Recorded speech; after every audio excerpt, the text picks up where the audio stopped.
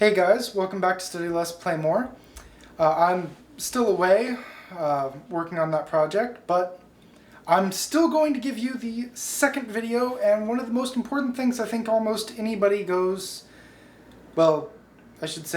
go over when they're telling you about school, and that is making a good impression on the teacher.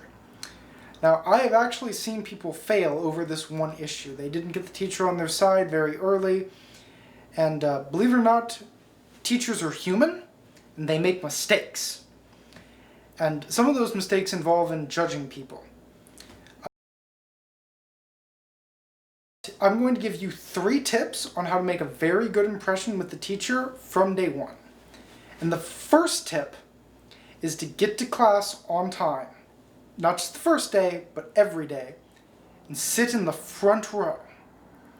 Now the reason for this is almost every teacher out there has read this study that says that students who sit in the front row or the middle column do much better in classes. Now, regardless of whether you think this is true or not, teachers do. Now, not every teacher believes the middle column part, but almost all of them believe the front row part.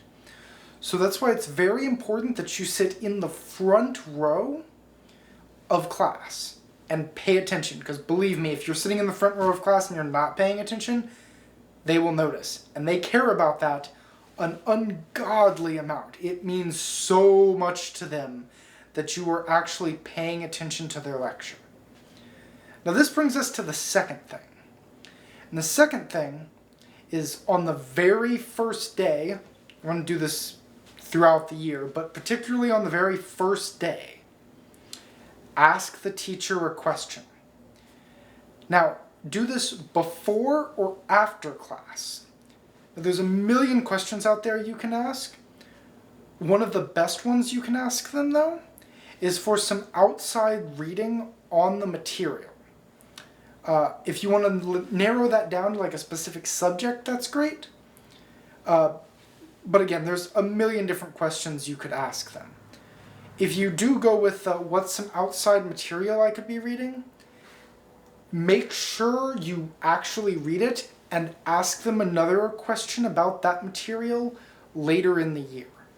That's really important, otherwise they'll think that you asked them for it and then either thought it was bad, didn't like it, or are just trying to get on their good side.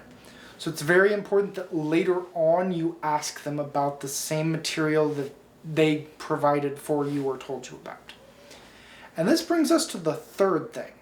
And this is what I call the rose-colored glasses effect.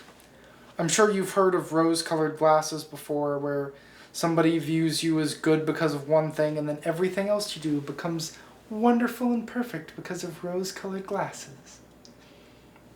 Well, teachers have this effect too, but with them it's sometimes a little bit different than how it works with everybody else. The first time they really have any judgment of you is during the first assignment they get from you, whether that is a test, a project, homework material, it doesn't matter. Make sure you spend extra time on that, you study it very diligently, and you do your absolute best, if not better, on that very first assignment, because that can tend the rest of the year for you. It really does make things so much easier. Anyways, that's all for now. If you'd like more great tips like this, you can find them at the link below at my blog, studylessplaymore.com. And remember, study less.